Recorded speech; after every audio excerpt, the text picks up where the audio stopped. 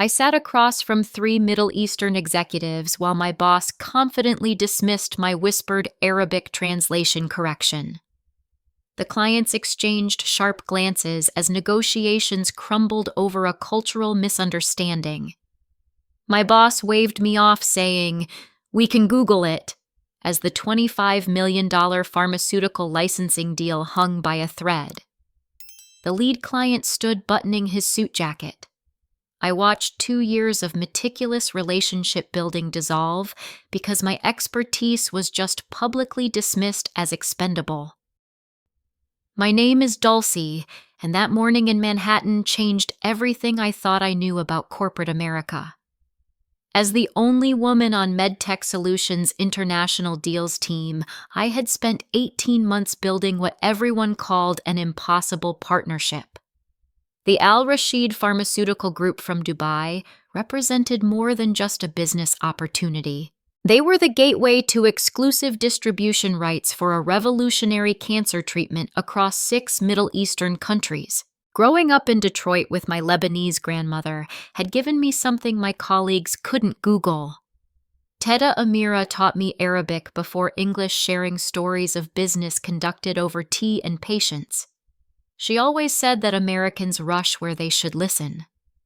After earning my MBA from Wharton, I thought I understood both worlds perfectly. MedTech Solutions was a mid-sized pharmaceutical distributor desperately trying to break into international markets. While my 5 male colleagues saw diversity quotas when they looked at me, I saw opportunity they couldn't recognize. The Al Rashid family had built their empire over 3 generations, maintaining traditional values while embracing progressive medical advances. Their patriarch, Ahmad al-Rashid, had specifically requested a cultural liaison who understood both American business practices and Middle Eastern protocols. The numbers were staggering. This wasn't just about one deal. Success here would establish MedTech as a serious player in global pharmaceuticals. The cancer treatment we wanted to distribute had already shown remarkable results in American trials. Bringing it to markets where such innovations were desperately needed felt like purpose beyond profit. My personal stakes couldn't have been higher. The promotion to Director of International Development hung on this deal's success. More importantly, my mother had been struggling since Dad's death 6 months earlier.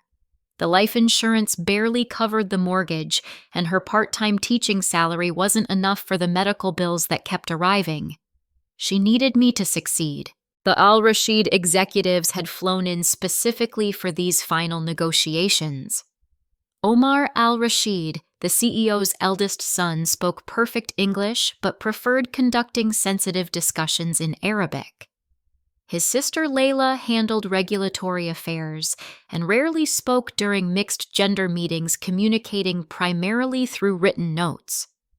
Their cousin Khalid managed financial structures that blended Islamic banking principles with international law. Understanding these dynamics had taken months of careful relationship building. I learned that Omar's apparent rudeness during phone calls stemmed from cultural directness, not disrespect. Layla's silence didn't indicate disengagement, but rather her family's traditional approach to business hierarchy. Khalid's complex financial requirements weren't obstacles, but opportunities to demonstrate our commitment to their values. My boss, Richard Hendricks, had initially been thrilled with my progress.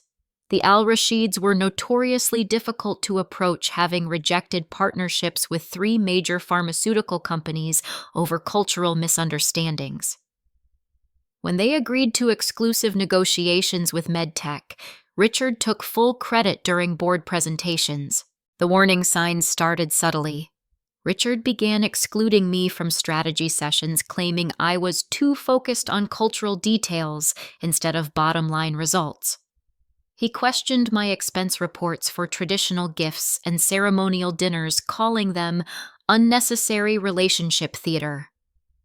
When I explained the importance of these investments, he dismissed my concerns as overthinking. The welcome dinner the night before our final negotiation should have been a celebration.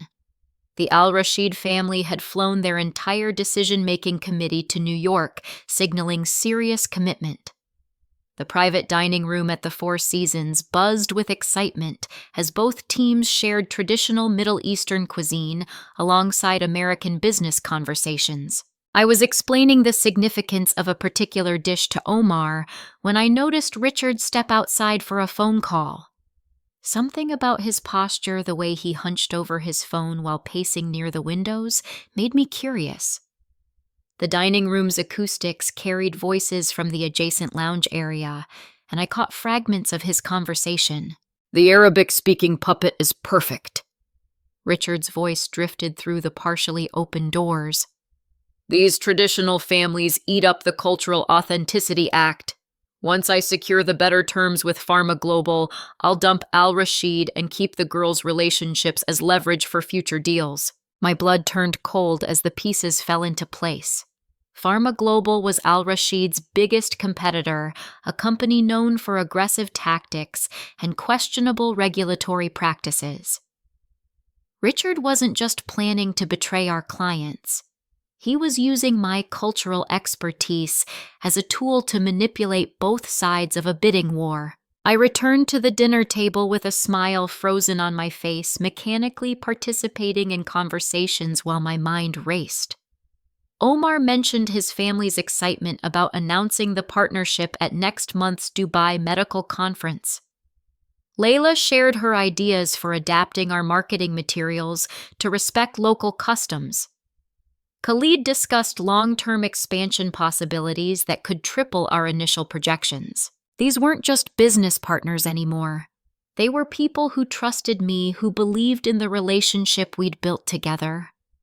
Richard saw them as marks in his scheme, but I saw the betrayal he was orchestrating would destroy more than one deal. It would shatter their faith in American business integrity and close doors across an entire region. That night in my hotel room, I stared at the city lights while calculating my options. Confronting Richard directly would alert him to what I'd overheard, possibly accelerating his timeline. Going to HR seemed pointless since Richard had allies throughout the company's male-dominated executive structure. Warning the al-Rashids might backfire if they thought I was trying to manipulate the situation for personal gain. The next morning arrived with the weight of impossible choices pressing down on my shoulders. Everything I'd worked toward balanced on a knife's edge, and the only person who could save it was me. Morning light streamed through the conference room windows as I arrived early, hoping to find some way to protect both the deal and my integrity. Richard strutted in 15 minutes later, radiating confidence that made my stomach churn. He pulled me aside before the al-Rashid team arrived, his cologne overpowering in the small space. "Dulcie, I need you to focus on translation only today," he announced, straightening his tie. "No cultural commentary, no strategic input. Just convert their words to English and keep quiet otherwise." The dismissal stung, but I forced a professional smile. "Of course, Richard. I'm here to support the team's success." "Good. And remember, business is about results, not relationships. These people need our product more than we need their money." His casual racism revealed everything I needed to know about his actual respect for our clients. When the al-Rashid executives arrived, their warm greetings toward me contrasted sharply with their polite but distant acknowledgement of Richard. They had specifically requested my presence at every meeting, trusting my cultural guidance to navigate sensitive negotiations. Omar opened discussions by thanking our team for accommodating their religious observances during Ramadan. Richard waved dismissively, clearly unaware that Ramadan had ended 3 weeks ago. I caught Omar's confused glance and quietly corrected the misunderstanding in Arabic, explaining that my colleague meant to acknowledge their general faith considerations. "Thank you, Dulce," Omar replied in Arabic. "Your understanding makes these conversations possible." Richard's eyes narrowed as he heard the foreign language exchange. "Let's keep everything in English moving forward. Transparency is important in international business."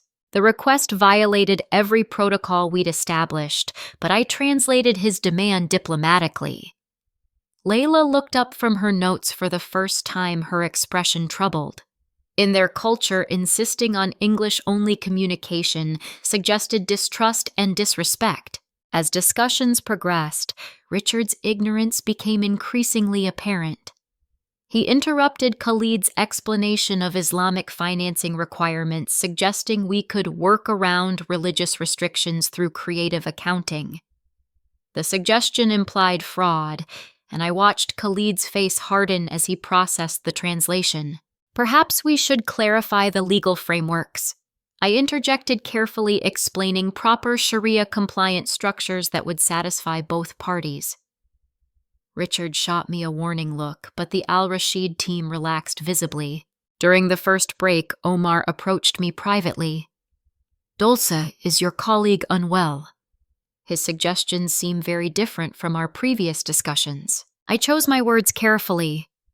Richard is under significant pressure from our board. He may be rushing through details we should examine more thoroughly. "We appreciate pressure," Omar replied gently. "but we also value the respect you have shown our traditions. This partnership succeeds because of understanding, not speed." His words highlighted the fundamental disconnect between Richard's approach and the relationship-based business culture that had made this deal possible. When negotiations resumed, Richard's impatience grew more obvious. He tapped his fingers during traditional greetings, checked his phone during prayers, and suggested skipping the ceremonial contract review that the Al-Rashid family considered essential. The breaking point came during lunch discussions about implementation timelines. Richard proposed an aggressive schedule that would require regulatory shortcuts in Dubai. When Khalid explained the necessary compliance procedures, Richard exploded. "We can't wait 6 months for bureaucratic nonsense. Either they want our product or they don't." The room fell silent as I translated his outburst diplomatically, but the damage was visible on every face. Layla excused herself from the table, and Omar's formal politeness replaced his earlier warmth. "I knew we were losing them, not because of the terms, but because of the disrespect." At 2:00, I discovered my access card no longer worked for the executive conference room. Security escorted me to HR, where Janet Morrison, the director, waited with a thick folder and a concerned expression. "Dulce, we need to discuss some serious allegations." Janet began opening the folder to reveal printed emails. "Richard has documented several instances of inappropriate cultural commentary that made our international clients uncomfortable." I stared at the papers in disbelief. The emails showed my name attached to messages I'd never written describing the Al-Rashid family's religious practices as backward and obstacles to modern business. Another fabricated message suggested I'd called their financing requirements primitive Islamic nonsense. "These aren't real," I protested, scanning the timestamps and headers. "I never wrote any of these messages. The technical team verified the metadata," Janet replied coldly. "Richard also reports that you've been insubordinate during meetings, contradicting his strategic decisions and undermining his authority with clients." "That's completely false. I've been protecting relationships that took months to build. He has witnesses from the meetings who confirm your disruptive behavior." My heart sank as I realized the scope of Richard's preparation. While I'd been focused on serving our clients honestly, he'd been systematically building a case to eliminate me. The male colleagues who'd never respected my expertise were probably thrilled to support his version of events. "Dulcie, we're placing you on administrative leave pending investigation," Janet continued. "You're prohibited from contacting clients directly or accessing company communication systems.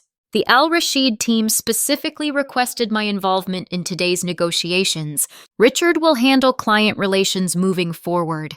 He's assured us that language barriers can be managed through professional translation services." The irony was devastating. Google Translate couldn't navigate the cultural nuances that had made this partnership possible, but explaining that complexity would only reinforce their perception of me as difficult and culturally obsessed. Walking out of HR felt like a death march. My 18 months of careful relationship building, my expertise in cross-cultural business development. My dreams of international success, all of it crumbling because Richard needed me gone to execute his betrayal. The elevator doors closed on my medtech career, but I could still hear the conference room discussions continuing without me.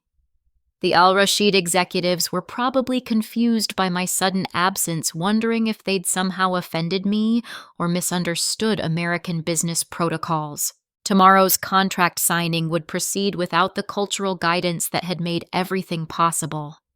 Richard's arrogance would collide with Middle Eastern business traditions, and the explosion would destroy more than just our deal. But tonight, I was just another woman eliminated by corporate politics, watching my career dissolve because I'd stood between a dishonest man and his scheme to defraud international partners. Administrative leave meant professional purgatory. I sat in my studio apartment the next morning, legally prohibited from contacting the Al Rashid team, while knowing that today's contract signing would likely be a disaster. My laptop showed 17 missed calls from unknown Dubai numbers, probably Omar trying to understand my sudden disappearance. Janet Morrison had been clear about the rules.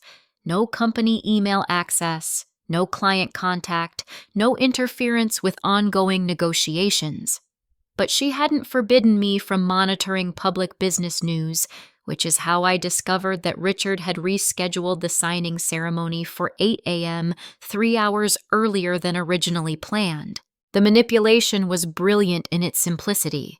He'd told the Al Rashid team that I'd requested the schedule change to accommodate my personal obligations, making my absence seem voluntary rather than forced.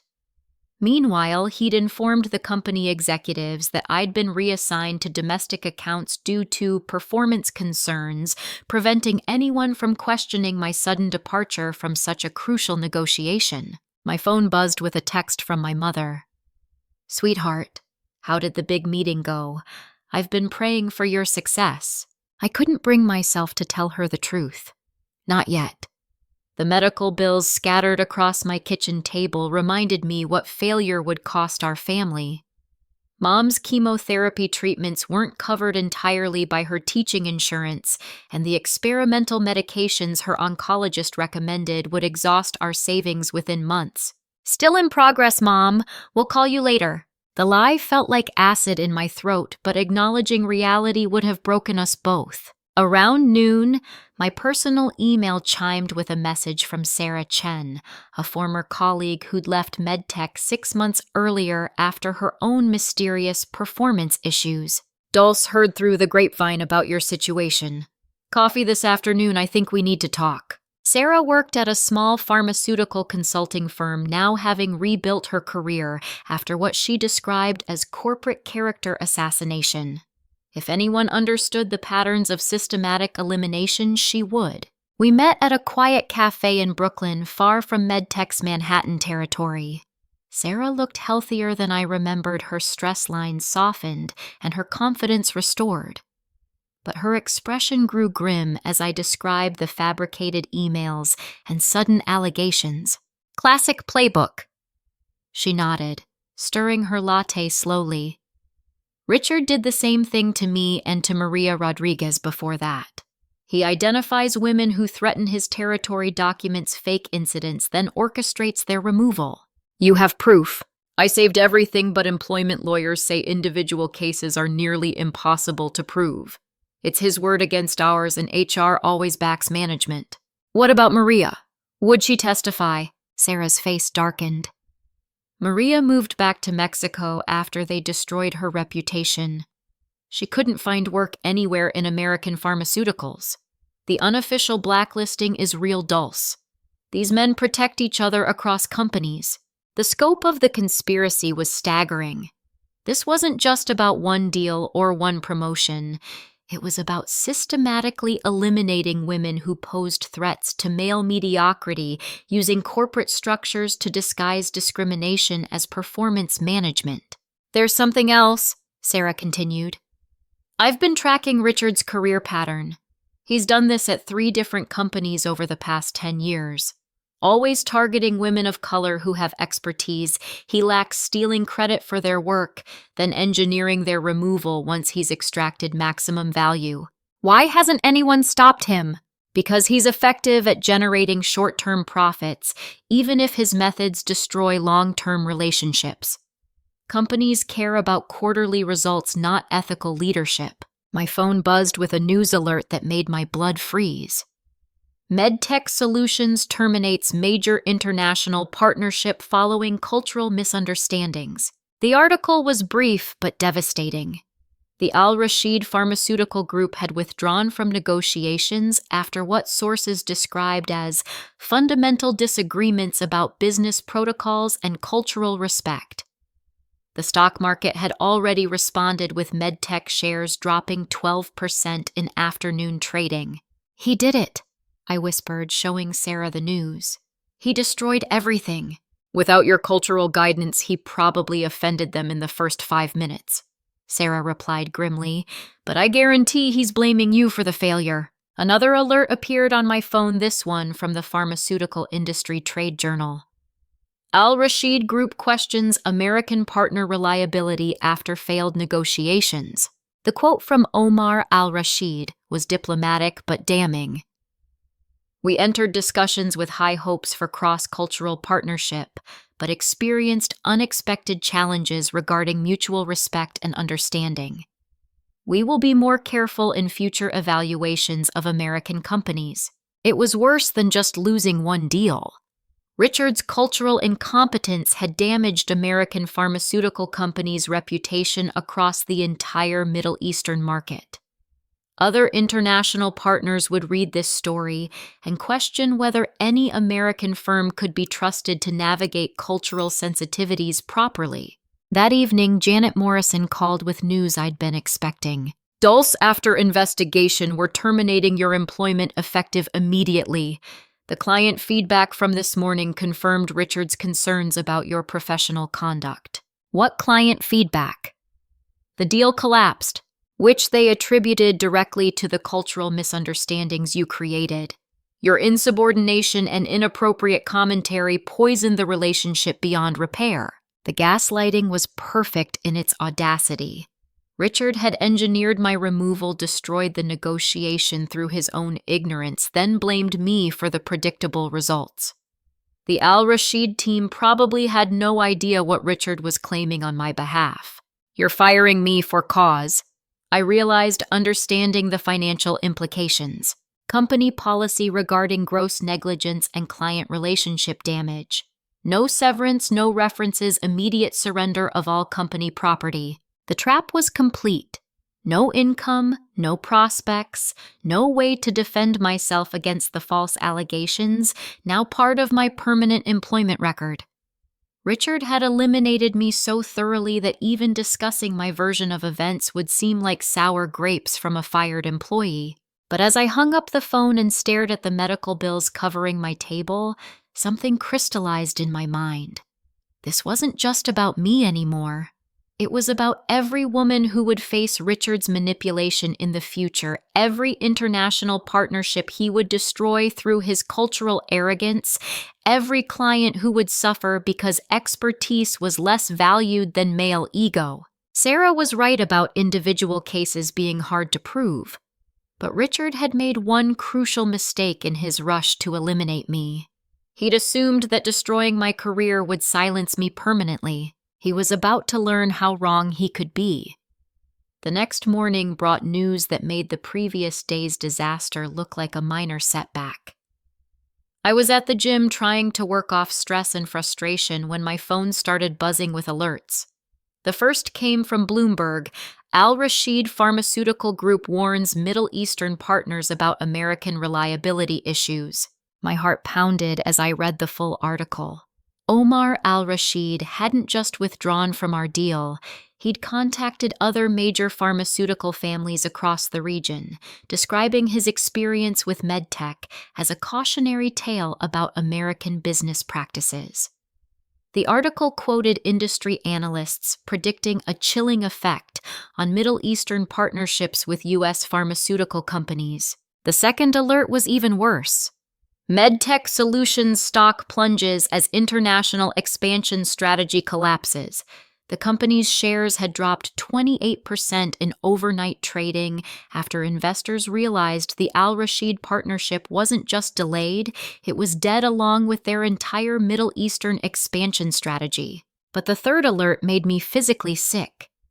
Pharmaceutical industry insiders question cultural competency in global expansion. The trade journal article didn't name me specifically, but industry experts were questioning whether American companies had adequate cultural preparation for international partnerships. Richard's disaster was poisoning the reputation of every American pharmaceutical professional working in cross-cultural business development. I was toweling off when my phone rang with a call from David Kim, a former Wharton classmate now working at Pfizer's international division. Dulce, what the hell happened in New York? The entire industry is talking about the Al Rashid catastrophe. It's complicated, David. Omar Al Rashid is telling anyone who'll listen that American companies can't be trusted to respect Middle Eastern business culture. He's specifically warning against partnerships with firms that don't have genuine cultural expertise. The irony was devastating.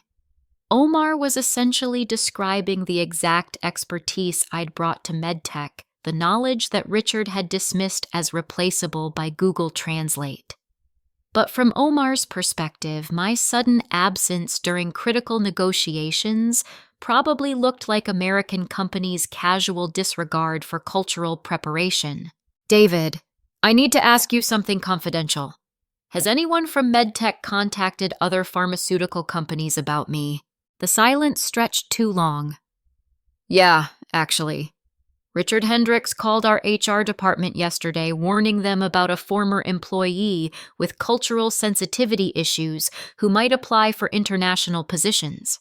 He said you'd alienated Middle Eastern clients with inappropriate comments about their religious practices. The systematic destruction of my reputation was proceeding exactly as Sarah had predicted.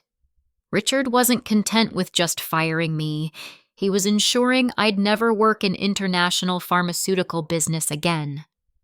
The fabricated allegations about cultural insensitivity were particularly cruel since they attacked the very expertise that made me valuable. That's completely false, David.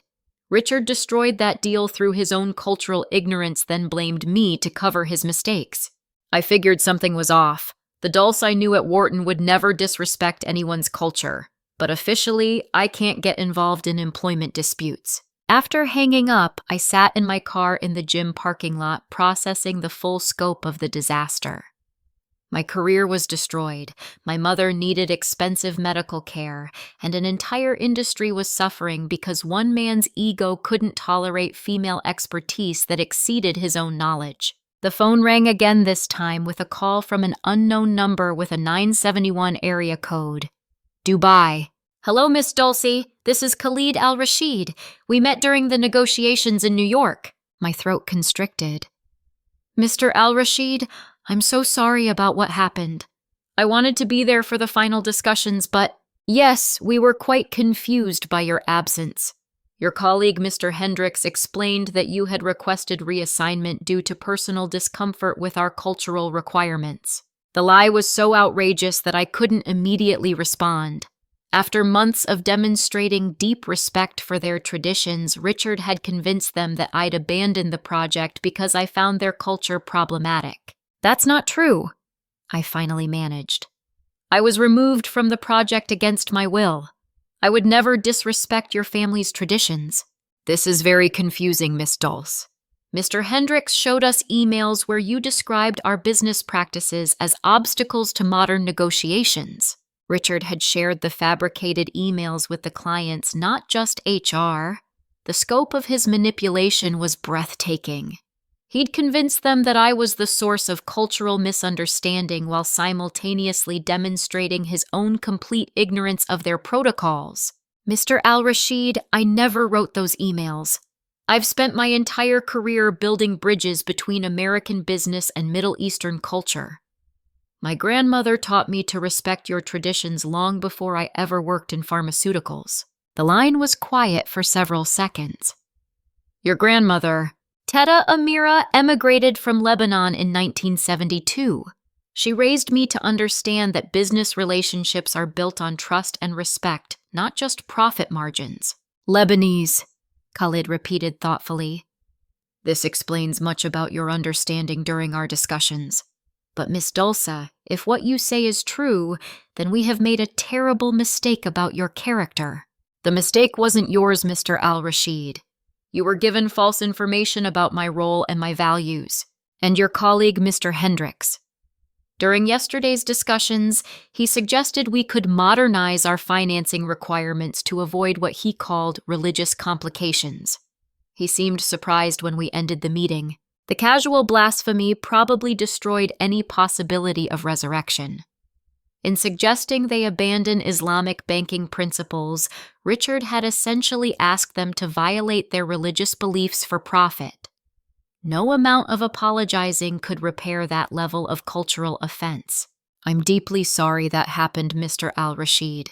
That suggestion doesn't represent either my values or the respect your family deserves. Miss Dulce, my family is reconsidering our approach to American partnerships, but perhaps we were too hasty in our judgments.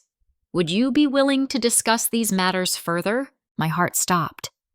I'm no longer employed by MedTech Solutions. I wouldn't be able to represent their interests. Yes, we understood that from Mr. Hendricks. But Miss Dulce, we are not interested in MedTech Solutions anymore. We are interested in working with people we can trust. The call ended with Khalid promising to contact me again after consulting with his family. I sat in stunned silence processing what had just happened. The Al-Rashid family was apparently reconsidering their wholesale rejection of American partnerships, specifically because they wanted to work with me personally. But I was unemployed, blacklisted, and facing financial ruin. Even if the Al-Rashids wanted to pursue some kind of collaboration, I had no company, no resources, and no legal protection against Richard's continued sabotage. That afternoon, I called Sarah Chen with news of Khalid's unexpected outreach. Dulce, this could be huge, she said excitedly. If the Al-Rashid family is willing to work with you directly, you could start your own consulting firm. With what money I can't even pay my mother's medical bills. International pharmaceutical consulting doesn't require much startup capital, just expertise and relationships which you have. It was a tempting fantasy, but the reality seemed impossible. Starting a business while fighting professional blacklisting and supporting my mother's cancer treatment would require resources I didn't possess. But that evening, staring at the medical bills and the news articles about the industry damage Richard had caused, I realized something important. The Al-Rashid family wasn't just offering me a second chance. They were offering me the opportunity to prove that cultural expertise and ethical business practices could succeed where arrogance and manipulation had failed. The question was whether I had the courage to risk everything on that possibility. The termination paperwork arrived by courier the next morning, making my dismissal brutally official. Along with the legal documents came a letter from Richard that felt like a final insult. It wished me well in future endeavors, while reminding me of the non-compete clause that supposedly prohibited me from working with MedTech's former clients for 18 months. The legal language was intimidating, but I knew enough about employment law to recognize a bluff. Non-compete agreements were difficult to enforce, especially when the employer had fired someone for cause. Still, the threat was clear. Any attempt to rebuild my career in international pharmaceuticals would face legal challenges from MedTech's corporate attorneys. My boyfriend Marcus called that afternoon, his voice strained with barely contained frustration. Dulce, we need to talk about our situation, he began, and I immediately knew what was coming. I can't handle this uncertainty anymore. You've lost your job, you're talking about starting some fantasy consulting business, and you won't even tell your mother what's really happening. I'm protecting her from stress while she's fighting cancer. You're protecting yourself from admitting failure. This whole cultural expertise thing was never sustainable. You should have seen this coming. His words stung because they echoed my own fears. Maybe I had been naive to think that knowledge and relationship building could compete with corporate politics and gender bias. Maybe Richard was right that business was ultimately about power, not partnerships. Marcus, I built something real with the Al-Rashid family. That wasn't fantasy, it was 2 years of genuine work. And where did it get you? You're unemployed and delusional about some comeback story that's never going to happen. The call ended with Marcus essentially giving me an ultimatum: abandon any thoughts of continuing in international business and find a normal job with predictable income, or continue our relationship alone.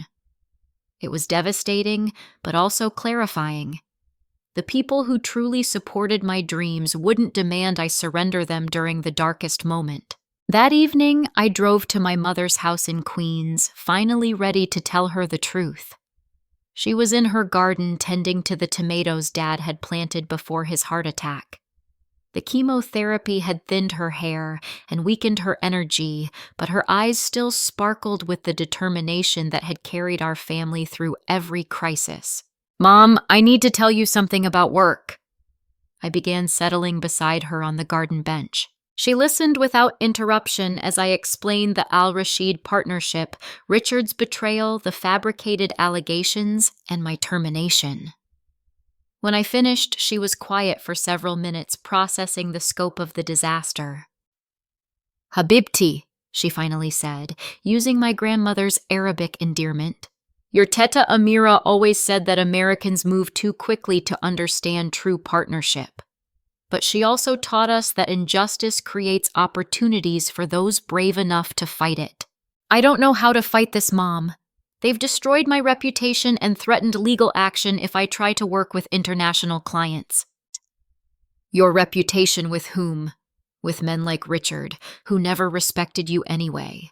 Or with families like the Al-Rashids, who specifically called to tell you they want to work together. Her clarity cut through months of self-doubt and professional confusion. The people whose opinions actually mattered, the clients who valued cultural competence and ethical business practices, weren't reading HR reports or listening to Richard's character assassination. They were making judgments based on their direct experience with my work. The medical bills, Mom. I can't support experimental treatments on unemployment benefits and wishful thinking about consulting work.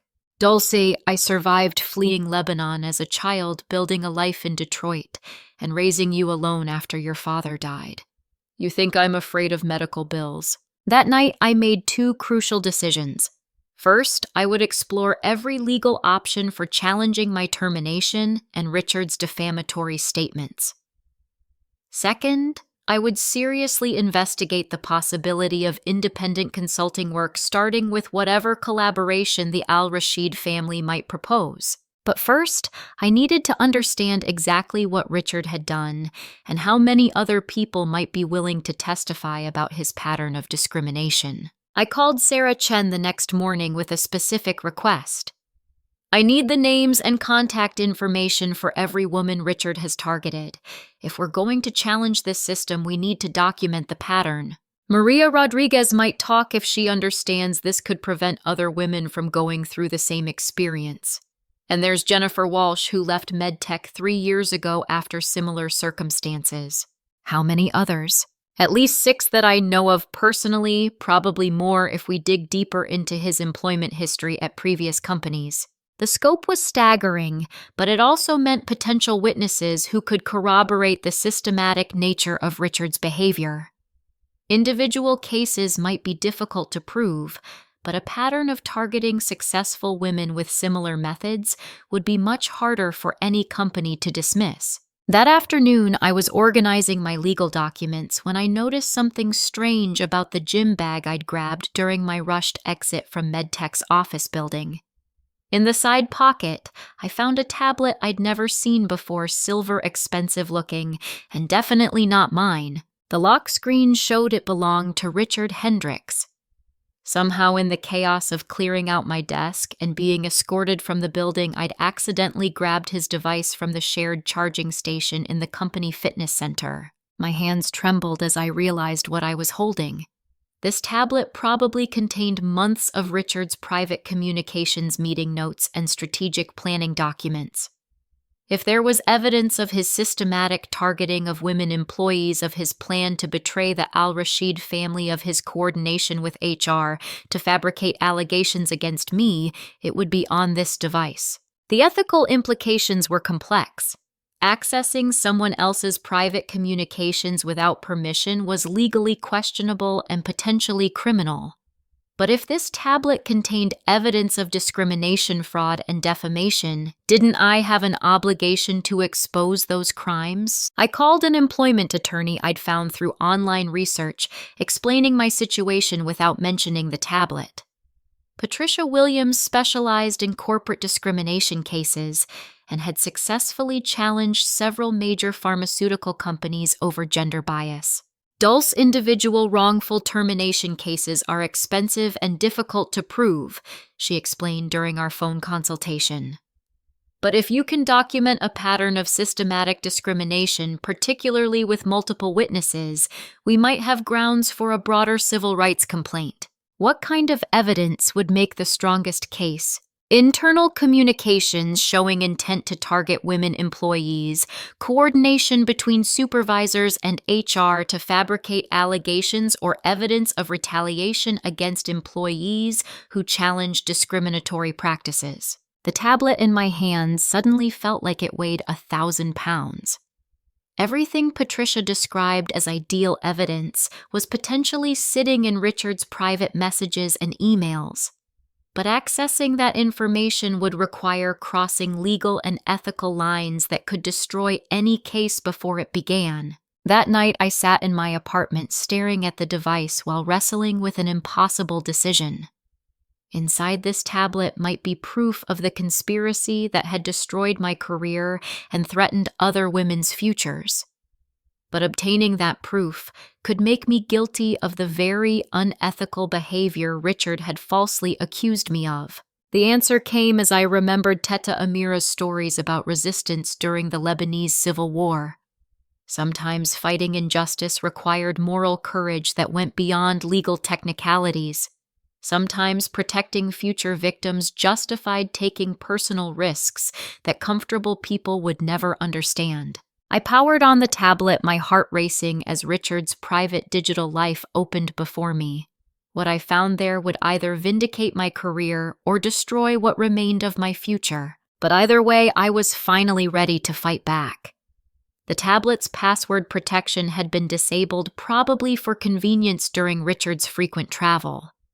As the device powered up, I felt like I was crossing a line that would fundamentally change everything that came next. But after months of watching Richard's lies poison my reputation while he faced no consequences, I was ready to risk everything for the truth. Richard's email application opened to reveal hundreds of messages organized into folders with telling names: female problem employees, HR coordination, international opportunities, and exit strategies. Each folder contained a systematic record of manipulation that took my breath away. The female problem employees folder was particularly devastating. It contained detailed profiles of 12 women who had worked under Richard over the past 6 years. Each profile included personal information, professional weaknesses he could exploit, and strategic plans for their removal. My own file was labeled Dulce Martinez, Arabic asset, cultural threat, timeline for elimination. The documents revealed that Richard had been planning my removal since March, just 2 months after the al-Rashid partnership began showing serious potential.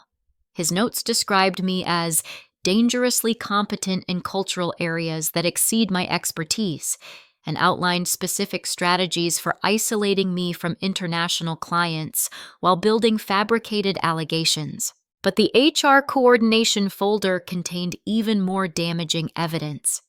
Richard had been working directly with Janet Morrison to engineer wrongful terminations while protecting the company from discrimination lawsuits. Their email exchanges showed careful planning to create documentation trails that would justify firing women for cause, eliminating severance obligations and legal exposure. One email from Janet to Richard made my stomach turn. The key is establishing insubordination early, then documenting cultural insensitivity for international employees. We can frame their expertise as divisive rather than valuable. Legal has confirmed this approach will survive most discrimination challenges. The systematic nature of their conspiracy was staggering. This wasn't just about eliminating individual women who threatened male advancement. It was about institutionalizing gender discrimination through careful legal manipulation. The International Opportunities folder revealed the full scope of Richard's betrayal. Not only had he been negotiating with Pharma Global to undermine our Al-Rashid partnership, but he'd been systematically stealing cultural intelligence from women employees to pitch himself as an international business expert to other pharmaceutical companies. My detailed reports about Middle Eastern business practices, Islamic financing requirements, and cultural protocol considerations had been repackaged as Richard's strategic insights and marketed to competitors. He'd built his reputation as an international business development expert by plagiarizing the work of women he subsequently destroyed. But the most shocking discovery was in a folder labeled Current Operations. Richard hadn't stopped with destroying my career. He was actively trying to prevent any American pharmaceutical company from successfully partnering with Middle Eastern clients. His goal wasn't just to eliminate individual threats to his advancement.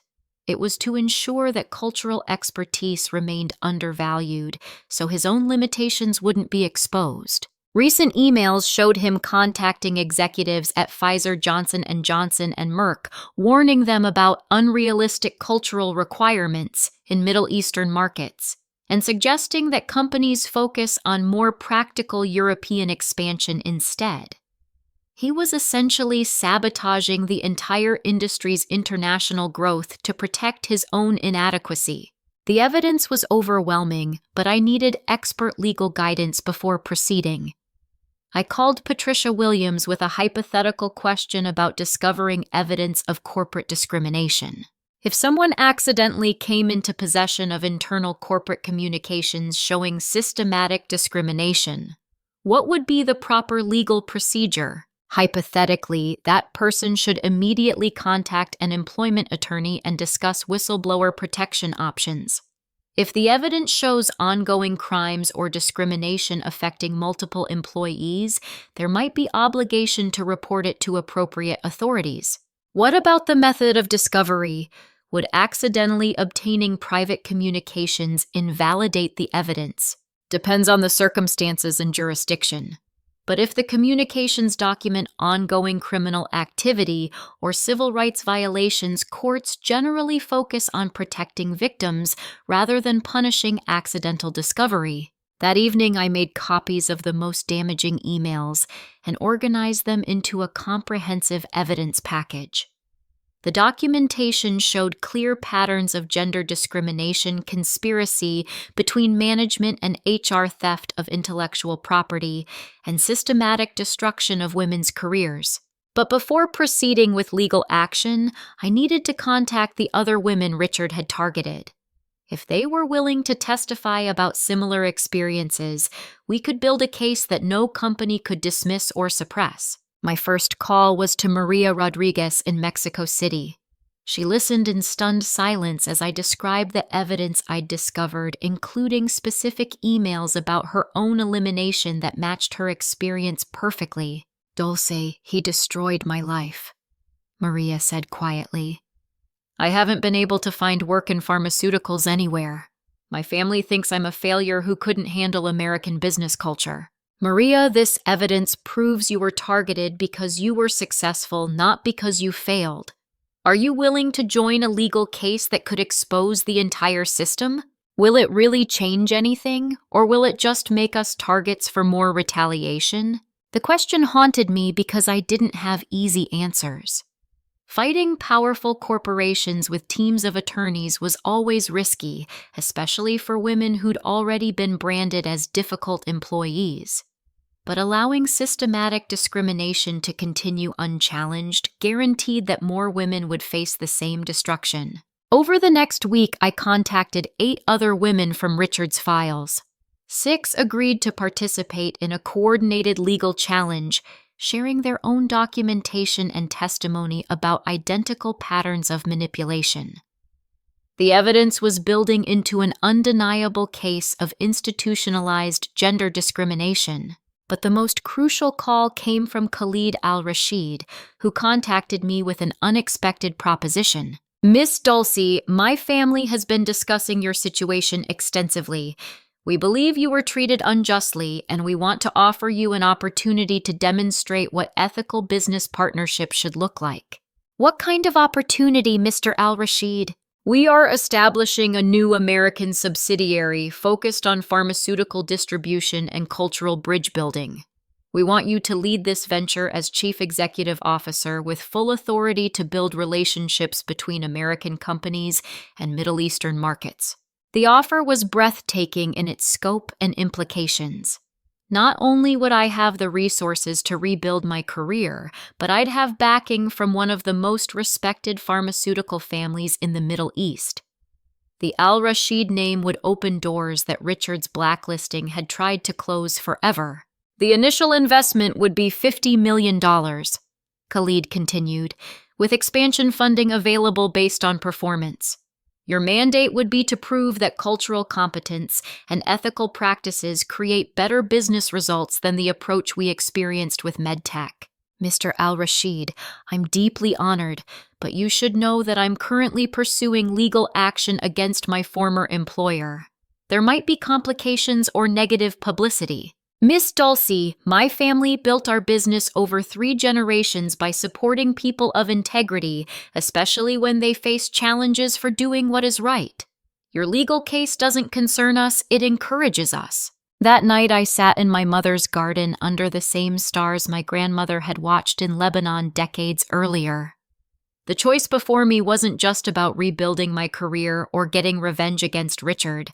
It was about proving that expertise and integrity could triumph over manipulation and mediocrity. The tablet's evidence could destroy Richard's career and expose the systematic discrimination that had harmed so many women. The al-Rashid partnership could demonstrate that international business success came from respect and understanding, not arrogance and exploitation. But both paths required courage that would fundamentally change who I was and what I represented in an industry that had tried to eliminate me. As I looked up at the stars my grandmother had taught me to navigate by, I realized that courage wasn't the absence of fear, it was the decision to fight for justice even when the outcome was uncertain. Tomorrow, I would begin the most important battle of my professional life. The whistleblower complaint I filed with the Equal Employment Opportunity Commission triggered a federal investigation that sent shockwaves through MedTech's executive suite. Within 72 hours of submitting Richard's emails and testimony from 8 other women, federal investigators were interviewing current and former employees, while forensic accountants examined financial records related to international business development. The evidence was overwhelming and undeniable. Richard's systematic targeting of successful women, his collaboration with HR to fabricate allegations, and his theft of cultural intelligence for personal advancement violated multiple federal laws. But the scope of the investigation expanded when auditors discovered that his sabotage of international partnerships had cost MedTech nearly $200 million in lost revenue over 3 years. Patricia Williams called with updates that exceeded my wildest expectations. Dulce, the Department of Justice is considering criminal charges for conspiracy and fraud. Richard's manipulation of international deals while secretly negotiating with competitors might constitute wire fraud and conspiracy to defraud corporate shareholders. The pharmaceutical industry trade publications covered the story extensively, but from an angle I hadn't anticipated. Instead of focusing on gender discrimination, they emphasized the business costs of cultural incompetence and systematic devaluation of international expertise. The case for cultural competence. How gender bias destroyed millions in international partnerships became the most read article in Pharmaceutical Executive Magazine's history. Omar al-Rashid agreed to be interviewed for the article, providing devastating testimony about Richard's incompetence during their final negotiations. The contrast between Miss Martinez's sophisticated cultural understanding and Mr. Hendricks's casual dismissal of our traditions was jarring, Omar told the reporter. It became clear that the company had eliminated their most valuable asset while promoting someone fundamentally unqualified for international business. But the most satisfying development came when other Middle Eastern pharmaceutical executives began contacting me directly. The industry had been watching the Al-Rashid partnership closely, and Richard's spectacular failure had convinced them that cultural expertise was essential for successful American collaborations. Within 2 months of launching Al-Rashid American Pharmaceuticals, I had secured preliminary agreements for distribution partnerships worth over $400 million. The pharmaceutical families I'd studied from afar for years were eager to work with someone who understood that business success required mutual respect and genuine cultural appreciation. The contrast with Richard's approach couldn't have been more dramatic. Where he had seen obstacles and complications, I found opportunities for innovation. Islamic financing principles that he dismissed as primitive actually offered more stable and ethical business structures than traditional American models. Cultural protocols he'd considered time-wasting created stronger relationships that survived market fluctuations and competitive pressures. My team grew rapidly, but I was selective about hiring. Sarah Chen joined as Director of Operations, bringing her expertise in pharmaceutical regulation and her understanding of corporate discrimination patterns. Maria Rodriguez returned from Mexico as Regional Manager for Latin American Partnerships, finally able to rebuild her career in an environment that valued her bilingual expertise. But my most important hire was Jennifer Walsh, a former MedTech executive who had been forced out 3 years earlier after challenging Richard's treatment of women employees. Jennifer brought 20 years of pharmaceutical industry experience and a network of contacts who had watched Richard's career with growing concern. "You know what's beautiful about this," Jennifer said during our monthly strategy meeting. "We're not just competing with Richard. We're demonstrating that everything he claimed was impossible actually works better than his methods."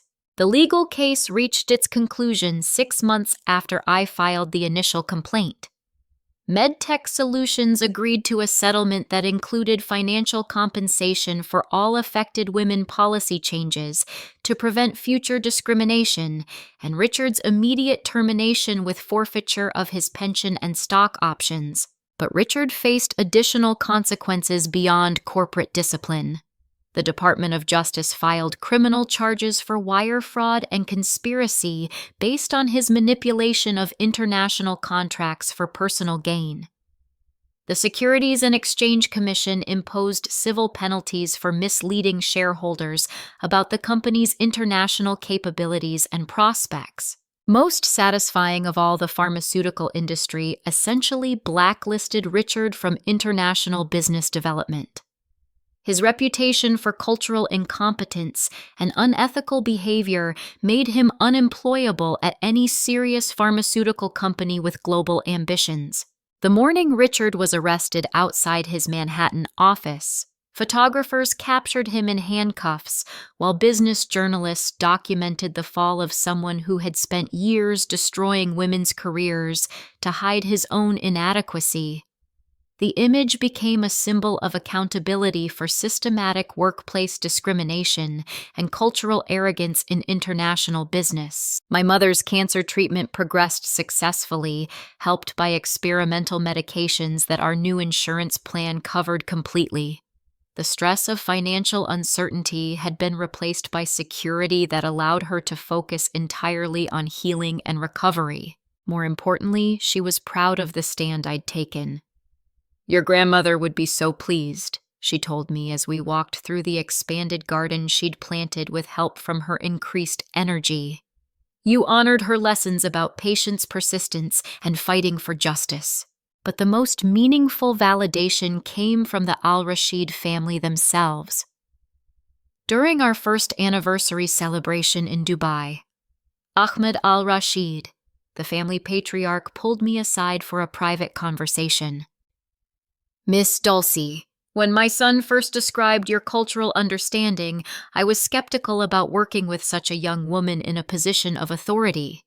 But you have exceeded every expectation and taught us much about American business capabilities when properly guided by wisdom and integrity. Thank you, Mr. Al-Rashid. Your family's trust gave me the opportunity to prove what collaborative partnership could accomplish. No child. You proved that expertise and character triumph over arrogance and manipulation regardless of gender or cultural background. This lesson will guide our business relationships for generations." The pharmaceutical industry began implementing new standards for cultural competency training and international partnership protocols largely influenced by the success of our model.